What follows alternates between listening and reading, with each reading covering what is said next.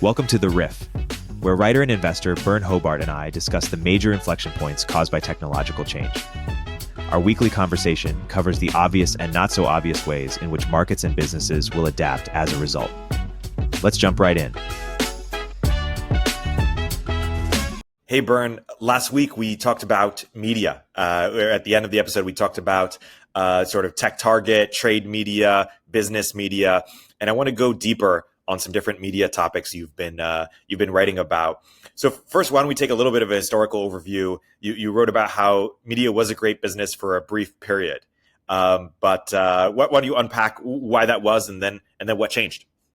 Yeah, so I like to compare it to the meme about how it used to be that a single family earner could afford a house and a car and send their kids to college and all that, which one is just not actually true. But two, to the extent that it was nearly true, it was still by modern standards a very low standard of living. Like houses were smaller, cars were a lot worse, etc.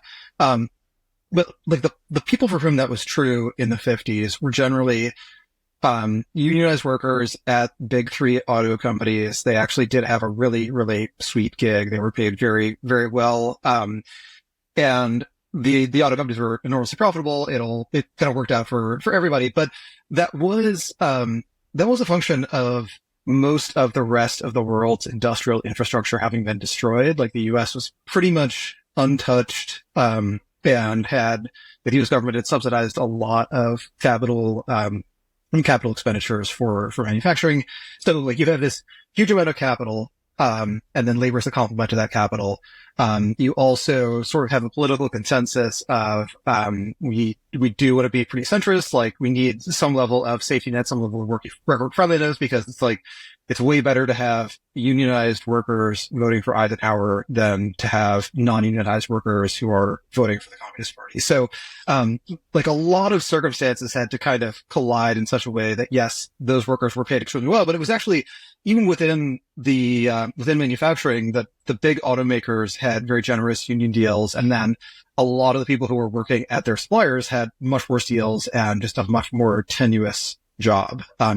Big car companies, they do make stuff, but they're also coordinating this whole supply chain. And, part of their economic role is to figure out which of their suppliers do they need to temporarily support, perhaps, which of their suppliers do they want to just, brutally negotiate with, because, if you're selling to Ford is probably most of your business. And so if Ford tells you that, they do like your product and they're going to cut the price they pay for it, you pretty much have to say yes. So, so like you have all of these forces that coincided for a very brief period to mean that a guy with a high school education could get a job potentially at one of these car companies and could actually have, by the standard of the time, a really, really nice lifestyle. Like Detroit was the highest income city in the US, I believe, for a while. And then that kind of went away, but the meme stuck around. And, I kind of felt this way when I was reading about, the UPS negotiations and how they got extremely high starting salaries for truck drivers that, like in a generation, people will sort of have this vague memory of it used to be that if you got a job driving a truck somewhere, you could afford, multiple vacations per year and have your own place and be a single earner and have it, provide for your whole family, et cetera. But it's a very, very small sample of what was going on in the aggregate. And bringing that to media, so when I went back and looked at some of the history of the media business, it's just amazing how great it was to actually own or work for a newspaper, from roughly the 70s to the early 90s. Also, kind of similar thing for print magazines. So when I'm talking about media, I'm mostly talking about print because I'm a print person, grew up reading the newspaper every day before school, and still read a lot. And I do read, now it's on the iPad, but it's some of the same publications that I used to read in high school, middle school. So I tend to think of this in print terms, but also print people do have this outsized impact on the discourse because other media people will read them, whereas print people do not necessarily watch that much cable news. So there's usually the memes propagate through the print and then post-print digital world rather than through video. At least like the kind of the fancier memes, the more elite memes do. And so when you look at the decline in the number of working journalists and the massive decline in their job security, the fact that people are making the same amount in dollars for a freelance article that they were making in the 90s, and inflation has not been zero since the 90s. So it does look pretty bad, but a lot of that is just driven by how great it was to own a monopoly newspaper. But the newspaper as a monopoly is actually a fairly recent development. It used to be that the structure of the newspaper business in the US was that any major city would have at least two newspapers. There was usually a morning paper and an evening paper. Morning paper was read by white collar workers before they went to work. Evening paper is read by blue collar workers after they get home from their shift. Factory shifts do tend to start a little bit earlier than white collar jobs, and you can't be late. Like, you can't linger over breakfast if the assembly line starts running at 6:37, whatever. If you don't show up, the assembly line can't really operate. So you do actually have to be on time and things. So it did make sense that there was this split, two different kinds of media consumers. They were actually reading two different publications. Once it was segmented like that, you could have just different kinds of content that would appeal to those different audiences. But that also did mean that for the classifieds business and for, required like legal announcements and partnership formation, et cetera, there was actually room to negotiate. So, you might have some product where you're pretty sure you're like some classified ad where you're pretty sure you do want the people reading the morning paper and not the people reading the evening paper. But for a lot of cases, you could negotiate with both papers and then figure out what the right ad was. But as the US deindustrialized, as there was some economic chaos in the 70s, a lot of those two paper cities became one paper cities. There's a really good chapter in the Roger Lowenstein Buffett biography that talks about this, because Buffett actually bought evening paper. He bought the Buffalo Evening News, so an afternoon paper, and then was able to maintain that for a while, and then eventually the other Buffalo paper folded, and Evening News became a monopoly, and by the 80s it was earning more in pre-tax profits than Buffett had paid for it. Again, there was some inflation, but it was a really good deal. But then by the 90s, you started to have alternative media outlets. So, there was room to market through radio, not for classifieds, but for other stuff. And cable started cutting into things, and then the internet just destroyed classifieds. Like, it turns out that a lot of the media model was just it's cheaper to deliver a sports and stock quotes and weather and, local news and international news and classifieds and obituaries thing as just one big package. But if people could access individual components of that digitally, then you lose those delivery economics. You unbundle the bundle. And, it turns out that, like Craigslist is the newspaper, but it's just classifieds. And then, blogs are the newspaper, but it's no classifieds. And it just turns out that in general, you want to own the ad piece and not the content piece. But,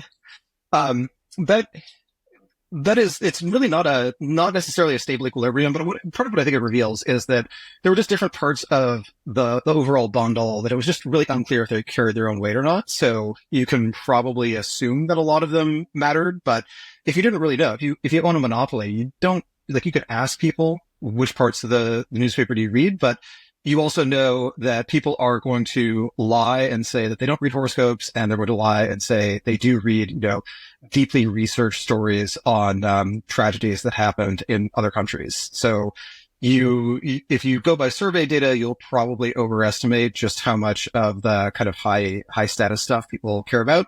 And we know that because the high status stuff, people like, there are people who pay for that, but not nearly as many of them. So if you think about like the news business as being defined by the newspaper model, one, it's a fairly new business, or at least it is a really good business versus just another fairly competitive business. That's a fairly new thing. And two, it's very much this incidental creation of different kinds of distribution costs that just made it sensible to bundle everything together. So I do feel bad for people who got into the business because they like writing and they like, getting the story. And then they find out that actually there's not really an economic role for that. Like, it's a cool thing to do, and it's very important, and it should be done and should be done well. But, it's not really something you should do if your plan is to make as much money as possible. And there are people who can do it for fun, and they continue to do it for fun. Some of them do it for free. Some of them do it for nominal amounts of money. And it's really tough to compete with that. If you have to pay the rent and somebody else has, their parents paying the rent, it's just, really tough for you to, negotiate your salary on that basis.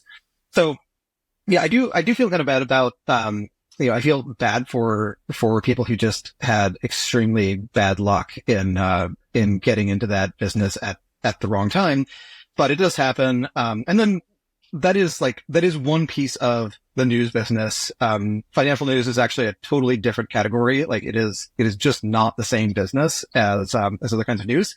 And financial news has, it's pretty much always been lucrative if done right, but it's competitive in a different way where you need to be either first or best for some category of things. And if you do, you have not quite unlimited pricing power, but a lot of pricing power. And then if you don't, your business does not have a good reason to exist. So, there are financial publications like Wall Street Journal, Financial Times. The Economist is like, sort of, the title makes it sound like it's going to be much more business focused. It does have a business section, but it's not really a business publication, but it's kind of a general news publication that is read by a lot of business people.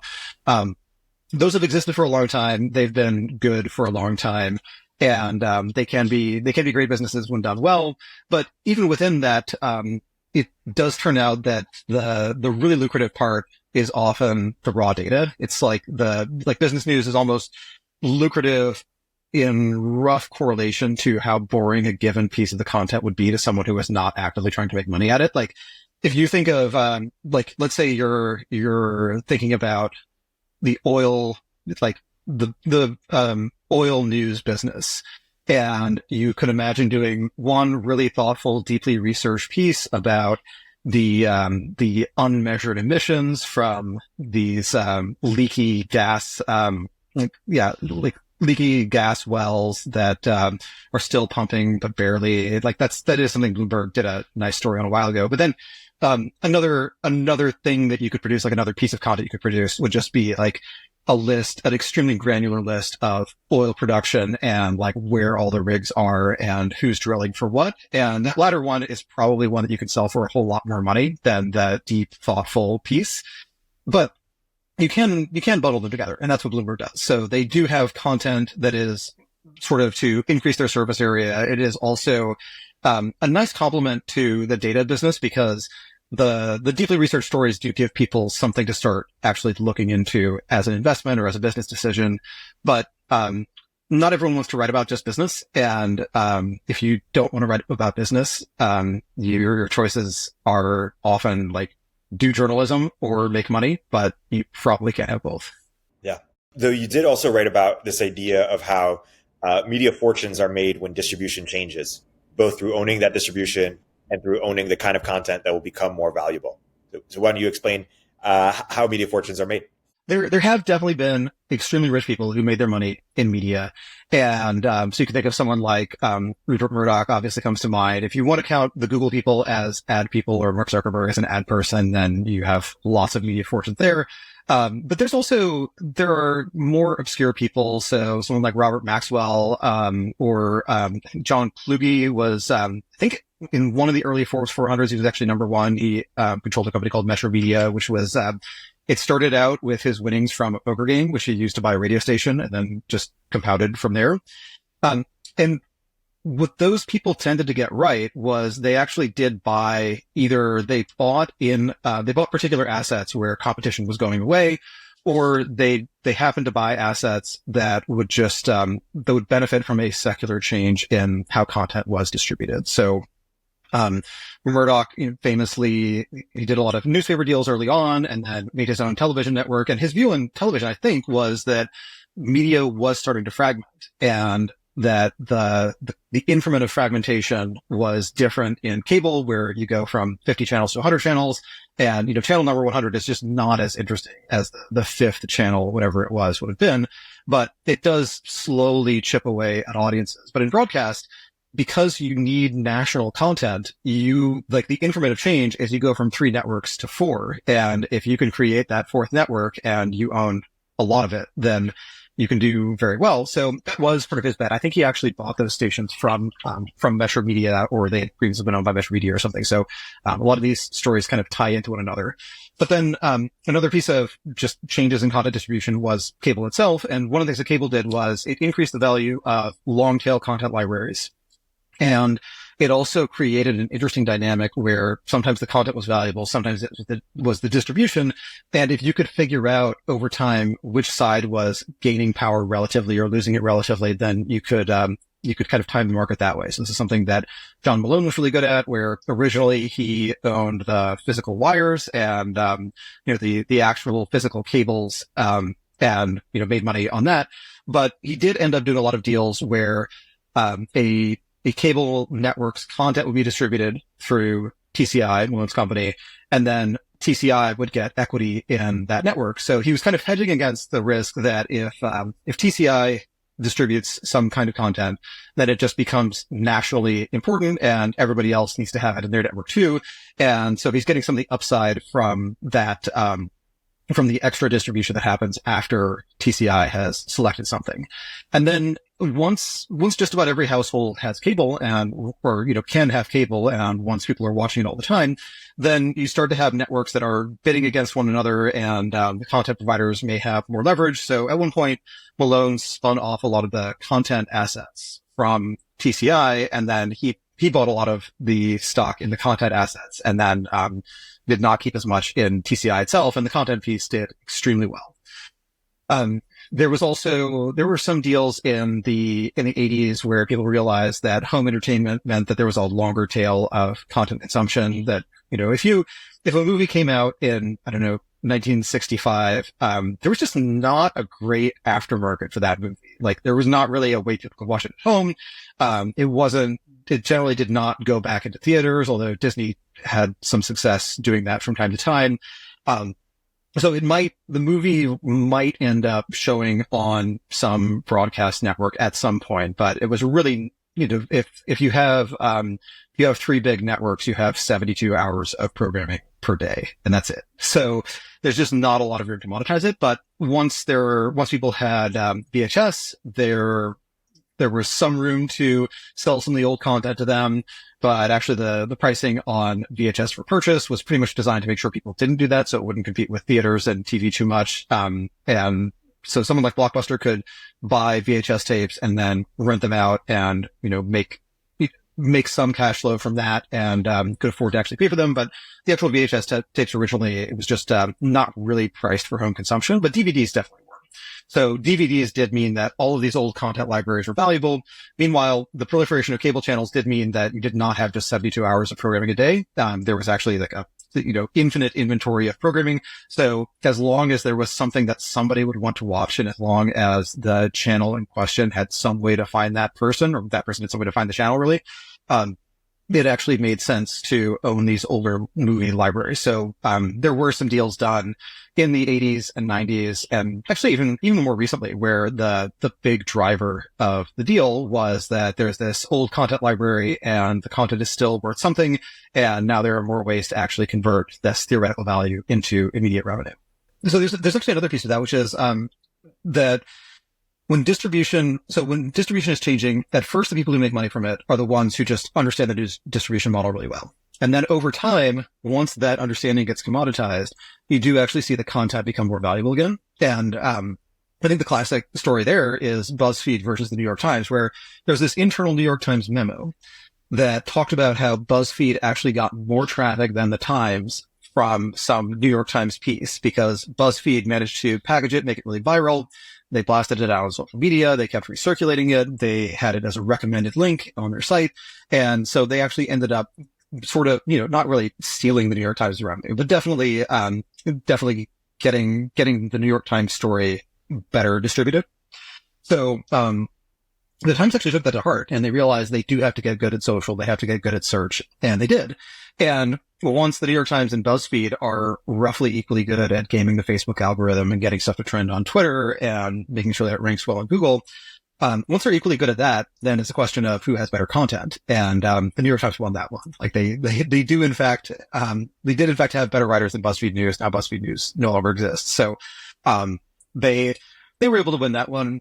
And I think that's something to think about with media cycles, is that early on, it can get really exciting to say that we're changing the way people find what they want to read or watch or listen to. And so a ton of money will be made by whoever figures it out first. But once everyone understands that, then it's actually, what do they want to listen to? What do they want to read? What do they want to watch? And if you own that, then all of these people with their equally good distribution networks are in a bidding war to buy the content from you.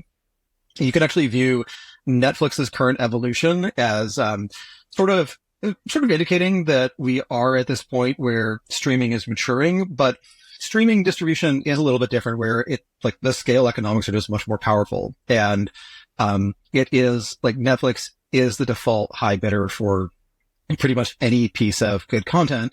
And they will get a better return on it than somebody else. Like Warner Brothers Discovery, like, they have an app, they have their proprietary stuff, but Netflix could probably pay them more than they would make themselves for a given show. And Hollywood has been doing that kind of thing for a really long time. Like, they've been trading movie rights amongst themselves, and collaborating and cooperating and competing and trying to come up with these elaborate financial structures that secretly screw over one side or another in a transaction. So in one sense, that's nothing new. But what is new with Netflix is just the pure scale, and the fact that the scale simultaneously means that a given piece of content can be seen by more eyeballs, so Netflix can pay more for it. But also, because Netflix has better data, they can do better recommendations. So it's not just that they can, that 1% of the audience wants to watch this show, that the company with the biggest audience, thus has the biggest 1%, and can pay for it. But it's also, it compounds, because it might be that Netflix can get 2% of their audience to watch it, and Amazon or Warner Brothers can only get 1% of their audience to watch it. So Netflix can be the high bidder by a very wide margin. But that's the thing about being, if you're systematically able to be the high bidder relative to everybody else, then you don't have to bid, even if the content is worth twice as much to you as it is to somebody else. You don't have to bid twice as much. You can bid 5% more, win the deal, and then the other 95% is just your margin.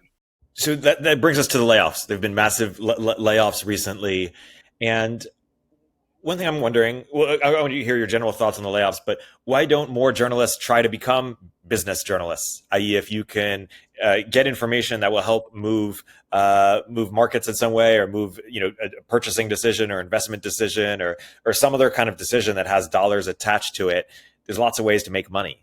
Well, I think in a lot of cases, if they were interested in business, they would have majored in something different, and their first job would not have been at a magazine or a blog or something like that. So I think some of it is just that they were not especially interested in that topic. And, some people, they become good business journalists because they sort of fall backwards into it. And then for other people, it's sort of like they become business writers because they were actually in the business world and not in media, and then started writing about it, which is, more in my direction. Like, I've been writing for a long time, but writing as a full-time thing was really not on my radar as a realistic job opportunity until again, a shift in distribution, which was just COVID eliminating the commutes of the vast majority of white collar workers. So, suddenly they all had free time. They all had, they were not spending money at restaurants or going on vacation, so they had disposable income. So really good time to be selling subscription content to that specific audience. Yeah,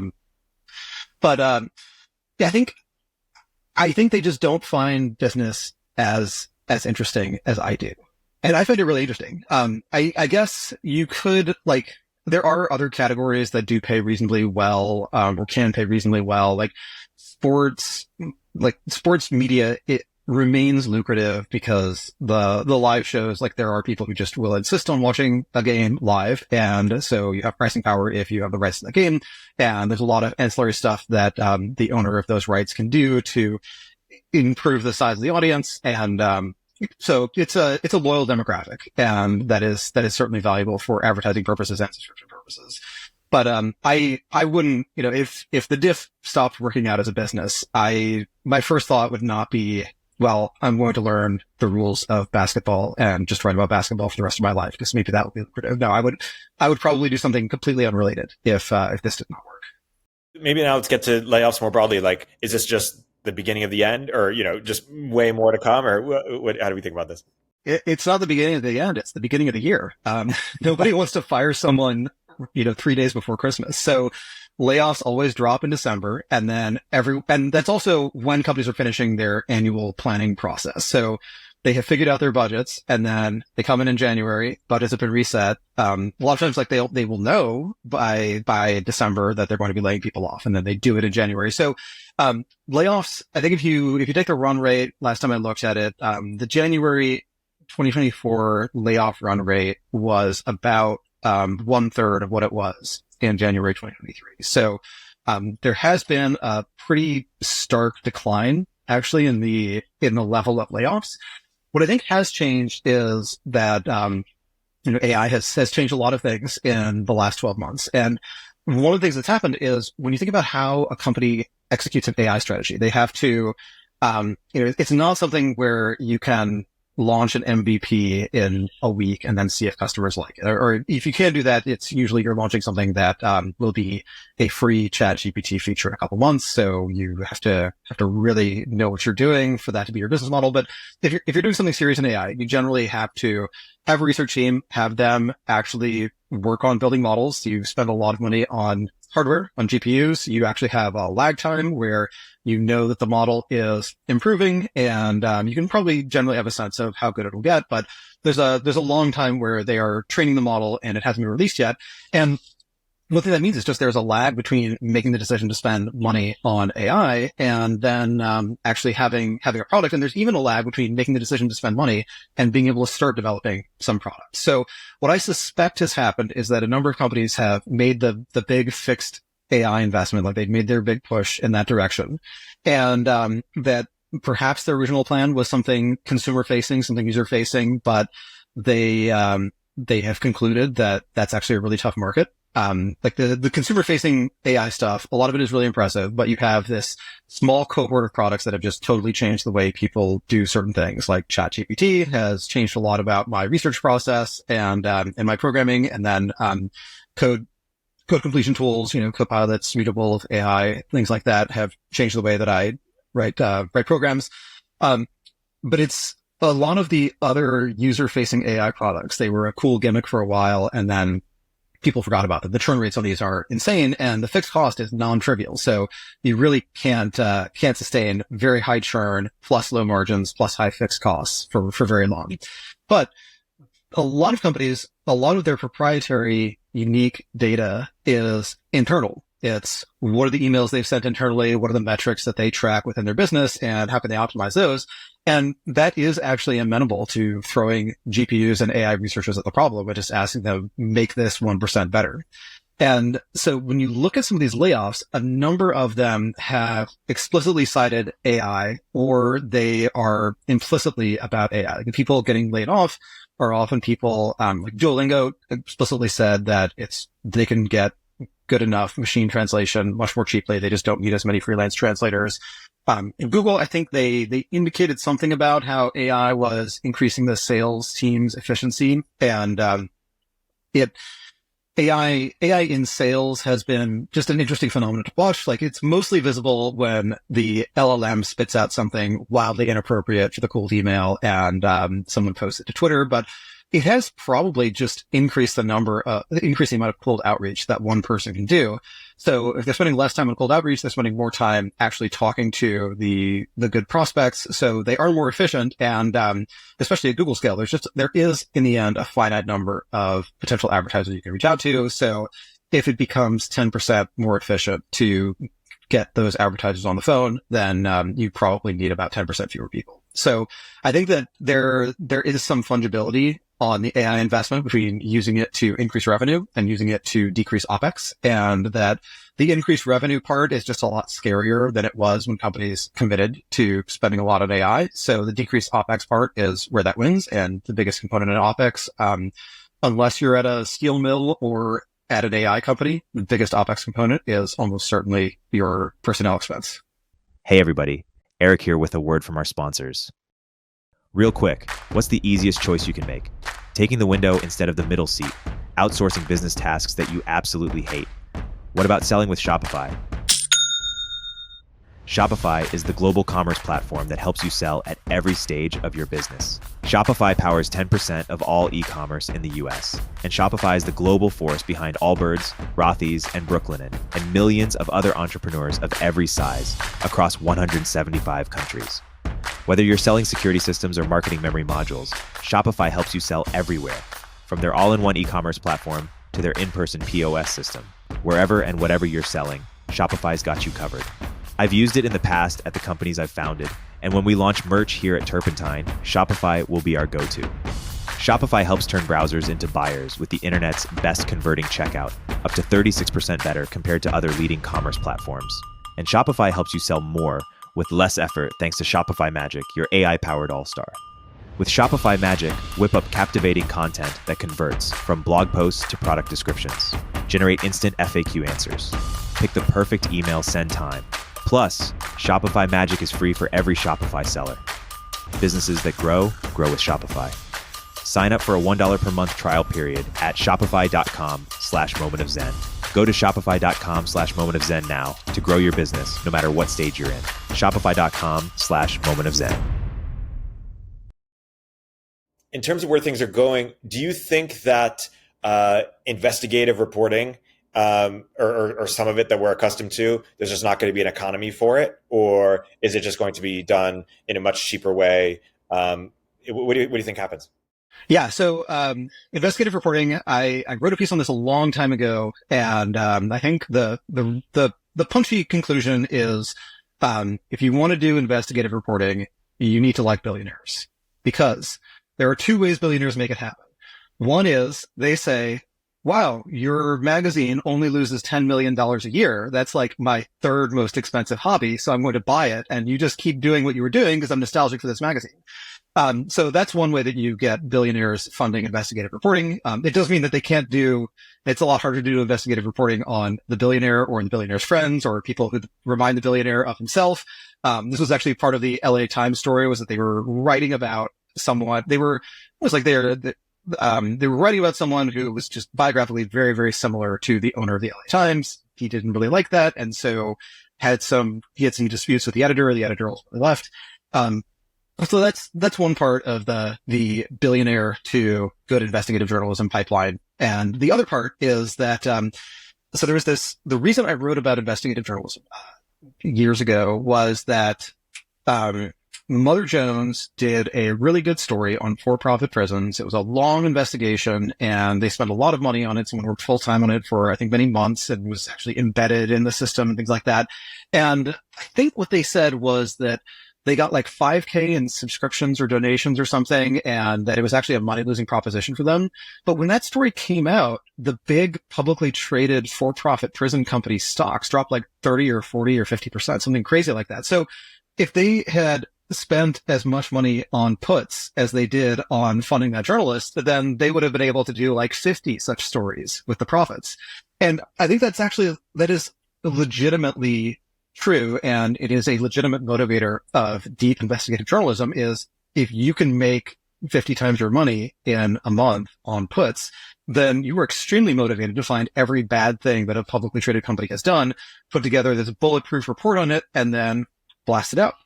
So, my kind of, modest proposal was that we should actually make it significantly easier for companies to go public, specifically so that there will be more dubious publicly traded companies that short sellers will want to target, and that will actually finance investigation into those companies. Like, if someone is running, I don't know, a Ponzi scheme, well, not a Ponzi scheme. If someone is just selling really bad, defective products where they're good at marketing, so they're making money, their customers all hate them, but they just use their ads to find new customers, it's a grift.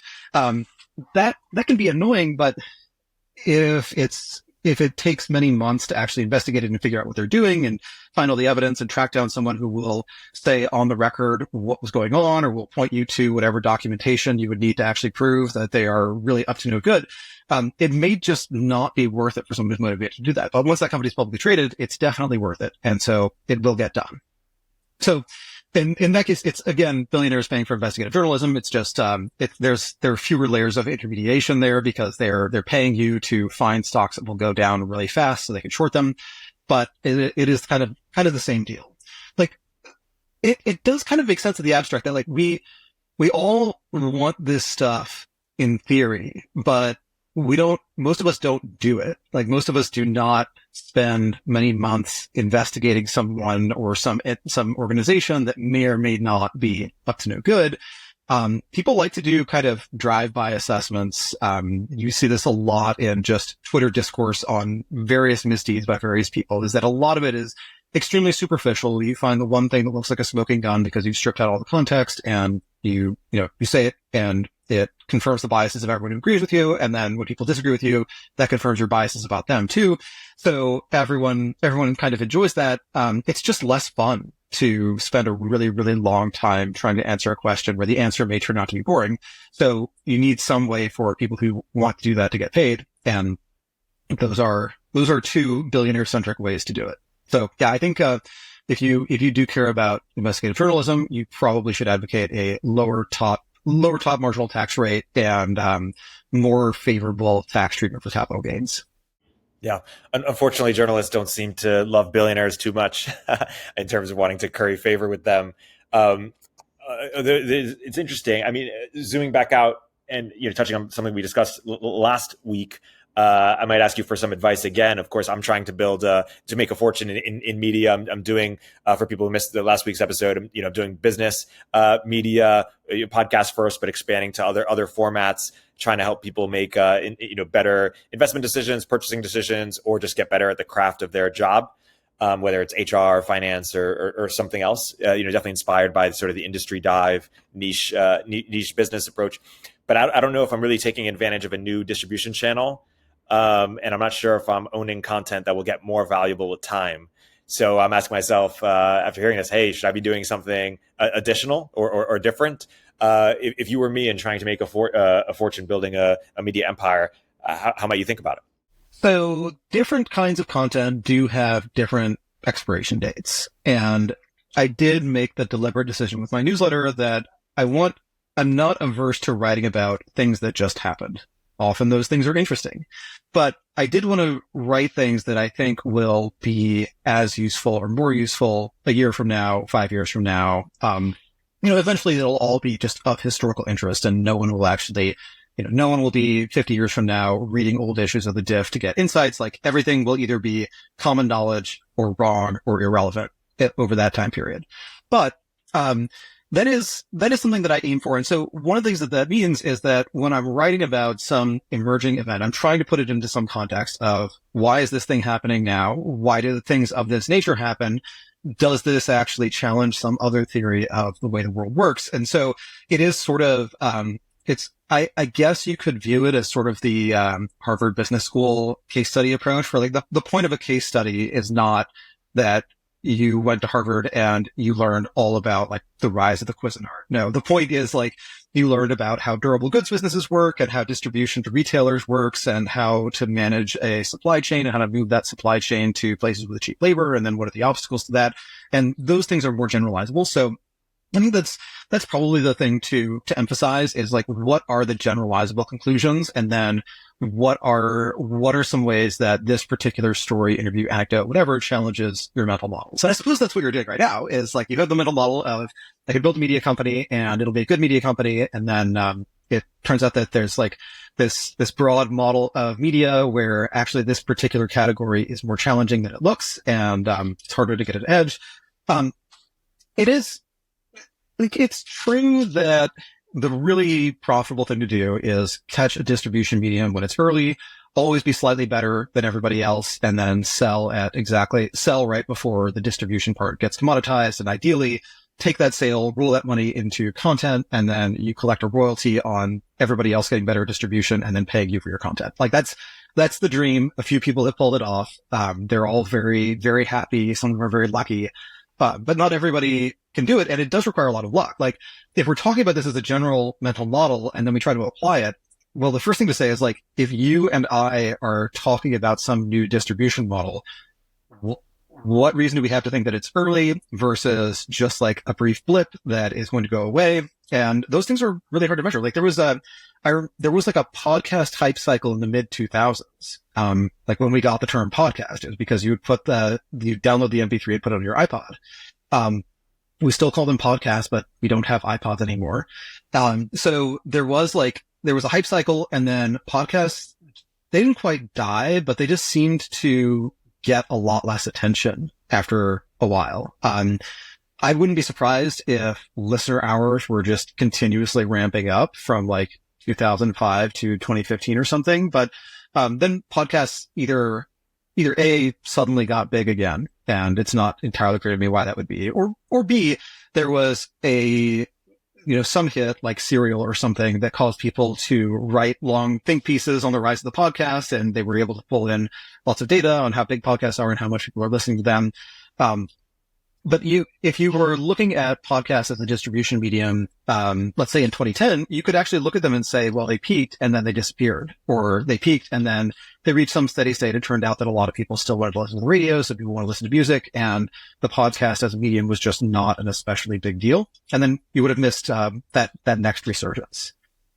I don't know if that fully answers your question, but it's always it's fun to talk about the abstraction and or to look at something that happened and then in retrospect say, okay, here are the forces at work. And then it is, of course, much, much more challenging to say, okay, now that we have this nice, abstract, clean mental model, let's start applying it to messy reality today. So I think the most simple pattern matching approach would be that you want to be the first trade magazine that is VR first. And that does feel like just smashing random buzzwords together. You just take here's an industry that has 50% free cash flow margins, and then here's an industry where you can raise, $50 million as a pre-seed round when you don't have a product or a team or a roadmap, and your deck is one page. So, that always feels like an exciting chemical reaction in finance and tech, but there might be something interesting there, where I can imagine that, there are certainly some categories of industrial trade magazine where actually being able to look at something in 3 dimensions is A, cool, and B, useful. So, being able to take a virtual walking tour of a giant new iron mine and, look at the equipment and see what people are doing, that does actually seem like it could be kind of cool. It seems like a decent practical case for the metaverse. In fact, it seems like the kind of thing where you might have Apple people, instead of Apple spending however many tens of millions of dollars a year flying people from SF to Shenzhen, you might have at least some of those people strapping on their helmet and taking a virtual walking tour of the assembly line, looking down at someone and realizing that they're the ones screwing up the process, or that the process is actually screwed up and they're the one who's figured out a workaround. So you like that, but then once we are the live real-time walking tour of the factory floor, it's no longer a trade magazine. It's no longer business media. It's actually, and it's also something that Apple has locked down. So that version probably doesn't work, but trade magazines, the other meta model you can use is just the demographic transition model, that there are a lot of small and mid-sized companies that were founded 50 years ago, and the founder is still the person running it, and that person's just not going to be around forever and is looking to retire. So there may end up being some turnover in these magazines, and I'm sure some of that will just be consolidation, and some of it will be publications winding down because the founder, they made their money, they feel like they don't want to sell it to someone who might screw it up, and so they just close it after a while. Yeah. It's interesting. Speaking of fields where you can raise, a few $1 million off just a slide deck, we are going deep on AI, because crypto media did so well. And AI media is just getting off the ground. But in crypto media, crypto is a largely, retail driven phenomenon. And it's largely a sort of, there's a lot of price changes every day. And so people, need to follow what's happening in order to make, immediate decisions. Whereas AI, it's more, it's not as day to day. I need to make a huge, decision on my entire portfolio based on what's happening. But it is, people do need to know how to re-architect their business as a result of AI, and also, what to invest in, et cetera. But it's a little bit more incumbent or bigger company than sort of, hey, just the average, Robin Hood YOLO investor. That's true. There have been a couple AI newsletters. Some are good, some are just not so good. And it seems like they actually went through a much faster growth cycle than the crypto media did. Like CoinDesk was around, has been around for a very long time.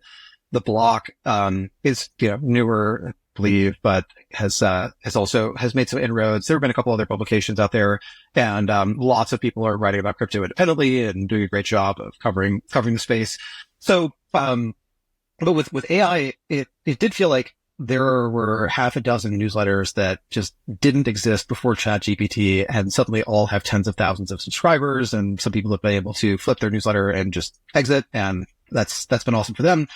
But I'm not sure what it is that actually caused the AI media ecosystem to develop so fast. I think one possibility is that people did pattern mesh to crypto, and they realized that, you can actually, like, writing media about some emerging category where people really want to know what's going on right now can in fact be very lucrative. Another possibility is that a lot of these newsletters are partly written by AI. Certainly there are some cases where the research roundup, it just does not seem humanly possible for one person to have read all of those papers and understood them at all. And when I talk to people who do read AI papers, it's not like you sit down for an hour and read a paper and then you're done. It's like you read the paper and then try to implement the algorithm and then figure out if they skip some steps that they should have told you about, or they have there's like some weird undocumented thing that's in one of the equations. And they don't really explain why it's there, but it doesn't work unless you include that term or adjust for this thing or whatever. It's very time consuming. Like, you could imagine an AI media outlet that actually has to have a very significant budget because it's hiring people who either are AI researchers or, were almost AI researchers. But then, like, do you really want to have a job ad that's like, were you not quite smart enough to finish your PhD, but do you still know how to read complicated equations? And do you sort of remember Python? Come work for me. You'll make 1/3 as much as you would have if you had done slightly better and been slightly smarter, but at least it's a job. It just sounds kind of humiliating. So I don't actually think you could do that. Like, I think you would sort of have to, maybe you'd actually, if you wanted to do AI journalism, like covering the AI space, covering it well, and writing something like, I think the criterion is like, you want to write something that Sam Altman reads, that, like, when he opens his email in the morning and has 50 new messages because he's been asleep for 2 hours, you want him to open yours first and read it and forward it to people at OpenAI. That's an incredibly high bar. But if you set that bar, you also know that if people at the top of the industry are reading it, everyone else has to be reading it. And everyone who invests in them has to be reading it. And people who want to be in the industry might subscribe to it and then feel guilty about not reading it, but they'll still keep paying for it. And so for a product like that, you could potentially charge a lot more. And I think what that deliverable looks like is, we do read the papers. We do try to implement some of the results. We look at whether or not this actually seems serious and makes sense. And you could do that with a full-time staff. I think you'd call it a think tank or you call it a think tank or a consultancy rather than a journalistic outfit. And your price, you probably like round to the nearest 5K for the cost of an annual subscription. But that could be a valuable product just because it's hard to know what specific things to focus on. And what I get a lot of value out of is actually just periodically hanging out with people who are in the AI space or being in group chats where a bunch of people work at AI labs. And what's interesting is, like, even people who are all in the industry are not all reading the same stuff. They're not all reading the same papers. They're not all pursuing the same goals. And maybe they are, and just like different people are more or less willing to say specific things about what they're doing in a chat with competitors or something. But like, I just don't think that it's actually humanly possible to keep up with AI as one person. We probably need an AI to help, or we need like a staff of very smart researchers to help. And then what makes that less viable is, why would someone who could do that and not actually do the research? Like, who wants to do that? Maybe there are people out there who, they got their PhD in, computer science or statistics or something, but really their dream was to write, and this is finally their opportunity to do so, but they probably don't exist. Yeah. It's and that's a broader reason as to why tech journalism perhaps has struggled in the last decade. Is it's like, if you understand the technology, you probably want to be building it or part of it in some way, or you'll make more money doing that. Or if you understand the business, you probably want to be investing in it or using that sort of researchability as a way to invest. Or you want to go independent and make a bunch of money, like you, Ben Thompson, and very few others, Packy, et cetera, have. And so the people who are willing to join a place like TechCrunch, likely can't do those three things. And so our path is to make, or our opportunity is to make a compelling enough opportunity. And that's what we're trying to do, is say, hey, do you want to be the next Byrne or the next Packy or the next Ben Thompson? We can help you do that and take some of the things you don't want to do off of your plate. But yeah, it's never going to be quite good as sort of what OpenAI could hire someone to create on their behalf. Yeah, there it is. So there is an interesting dynamic with tech journalism in particular, where the skill set is so close to venture that people do get poached. And so it's just really hard to persuade someone to do a job where they don't have carried interest, when they could make money. They could write checks instead of blog posts and get paid, 10x as much. So you do see that attrition, and I'm not sure what takes care of that. Like, one thing that takes care of it is just some people are ideologically opposed to being capitalists. And then you end up with this problem of, you have the most important, like one of the most strategically important business sectors, and like the big thing the US outperforms on, being covered mostly by people who are pretty anti-business and think billionaires are a policy failure or whatever.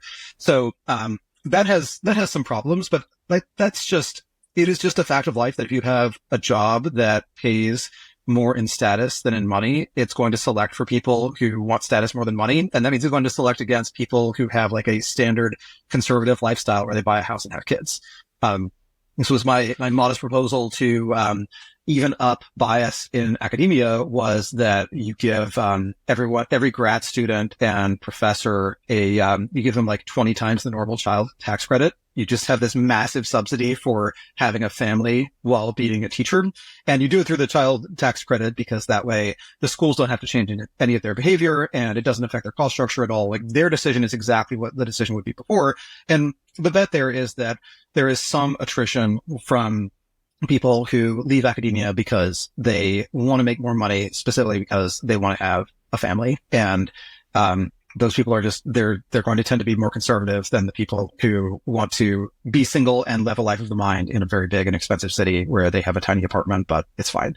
So you could imagine like a similar evening out sort of policy in a lot of spaces. But what you also have to take into account is that anytime a job pays well in status, it's going to select people who are less motivated by money. And some of them have antipathy towards money and the people who really like it. That is accurate. Let's segue into another sort of way of sort of reconciling the old and the new, the changing nature of fame, post and pre the feed. Why don't you unpack that? Yeah, so I wrote a post a while ago called "Is Everything Getting Old?" and or why is everything getting old?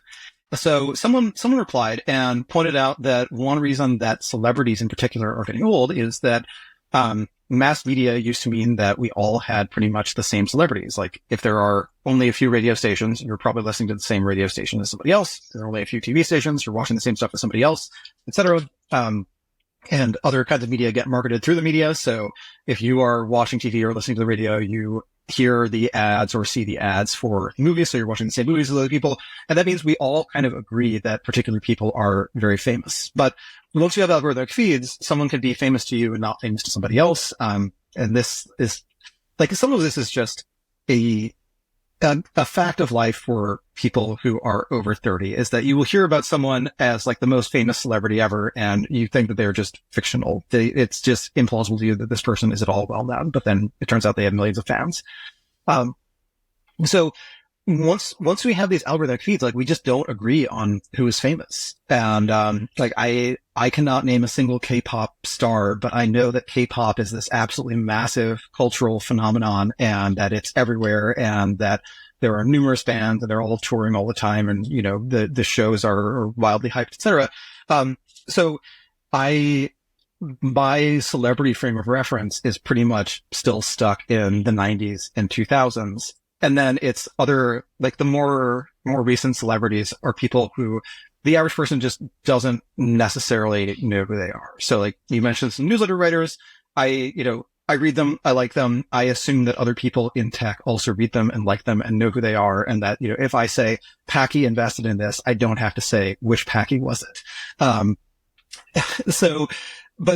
But if I'm talking to someone who's not in tech, it just doesn't mean anything to them to say that. But then they'll have their own interest and mention, allude to someone who's very famous to them who I have never heard of and has no connotations to me. So the net result of that is like, if you want someone to be, like, if you want to, I don't know, hire someone as a celebrity spokesperson, they often have to be someone who got famous before TikTok and Facebook and Twitter. And those people just keep getting older.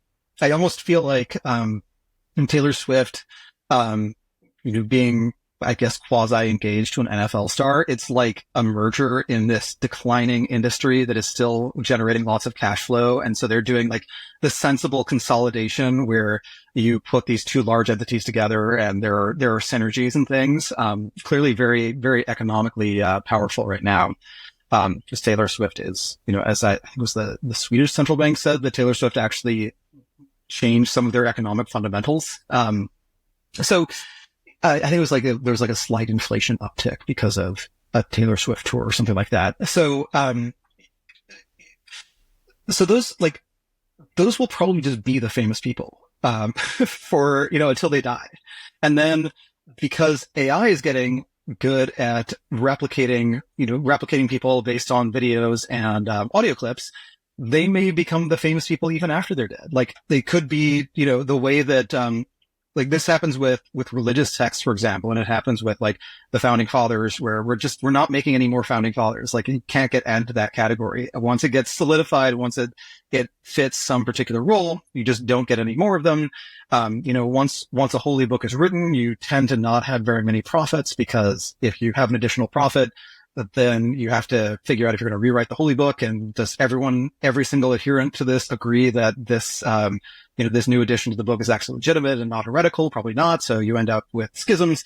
So yeah, things just, they're dynamic for a while, they grow for a while, and then they reach some stopping point and, then things get kind of fixed. And that's just much more extreme in the case of fame than with other things. I think there's like another interesting dynamic of fame where, while the half-life is actually getting longer for the super famous, nationally recognizable celebrities, it's getting shorter for other kinds of fame because it sort of exists at this, it's kind of defined by the social media meme cycle of something happens, so this person is well known, and then there's like a 24 to 48 hour period where we're all riffing on it, and then we just forget about it.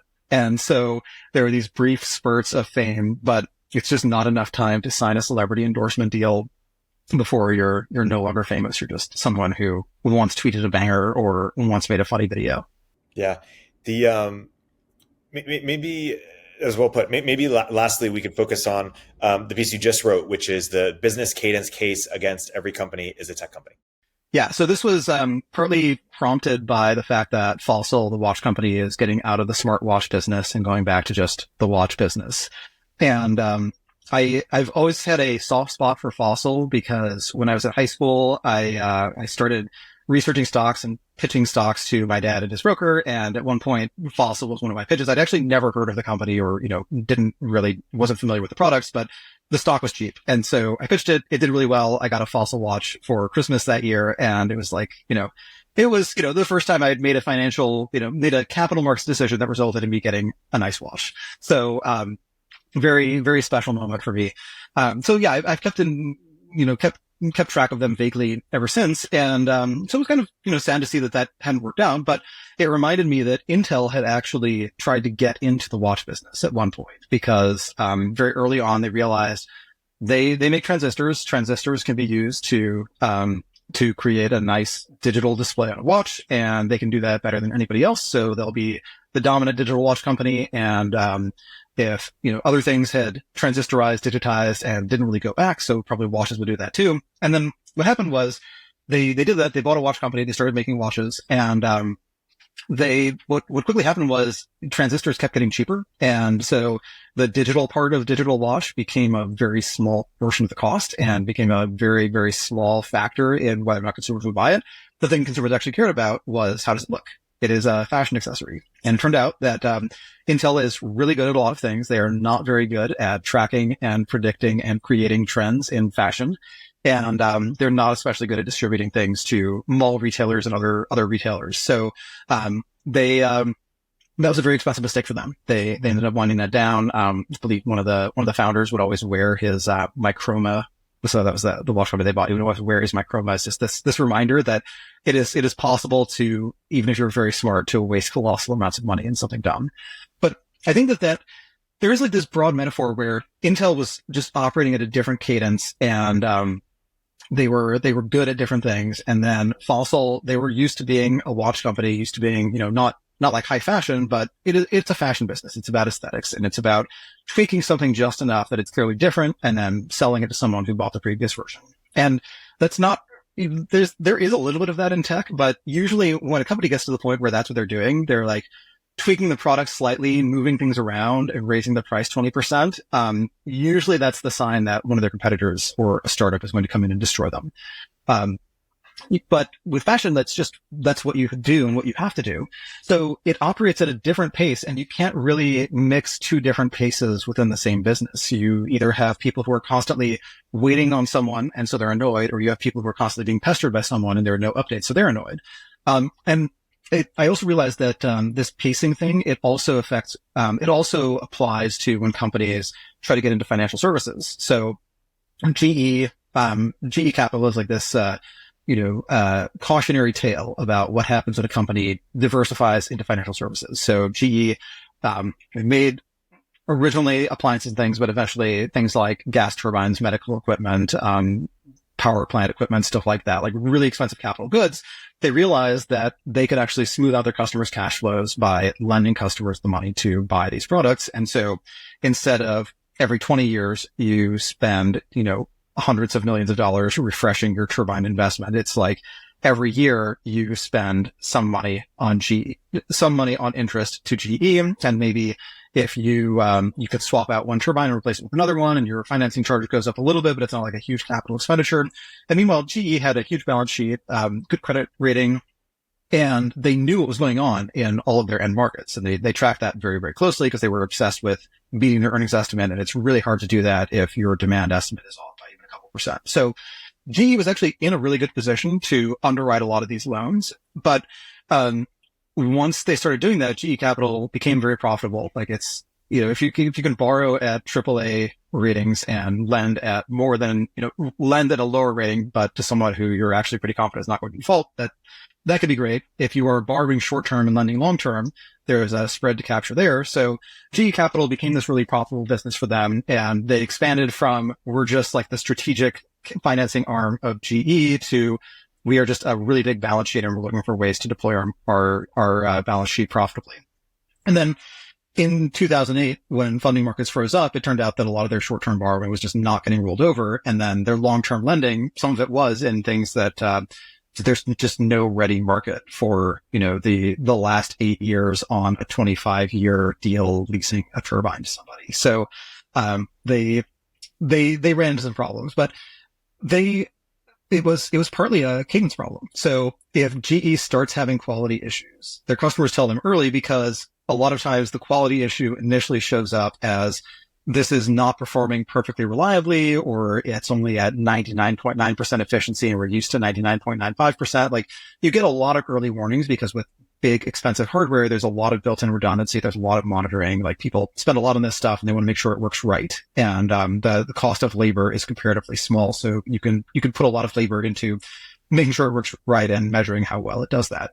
So they would have time if they ran into problems with their traditional physical business. But in financial markets, like, if you run into a problem with your business and your business is, we're borrowing for 30 days and lending for 20 years, if you run into those problems, you've got 30 days to figure out a new business model and re-architect your entire balance sheet, or you're out. So GE did end up, they rearchitected their balance sheet by raising some really expensive funding, and they did survive, but they've been pretty much limping along ever since. And now they're splitting up, and different pieces of the business will go into different successor entities.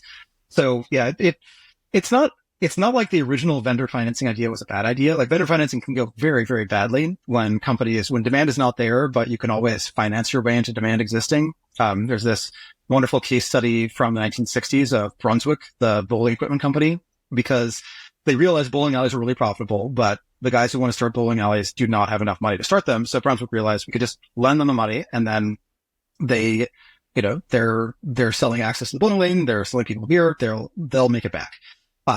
They did that, and then it ended up being that every city had extremely high bowling alley density. Bowling got slightly less trendy. A bunch of those companies went under, and it just turned out the world had a lot more bowling pins and other bowling equipment than it could ever possibly need. So Brunswick did not do well. Yeah. Well put. Let's wrap on that. We're a bit over time. This was a great deep dive into all things media and otherwise. Byrne, until next time. Indeed. It was fun. Thanks for listening to The Riff. Please go follow and subscribe, give us 5 stars, and check out Byrne's excellent newsletter, The Diff, if you haven't already.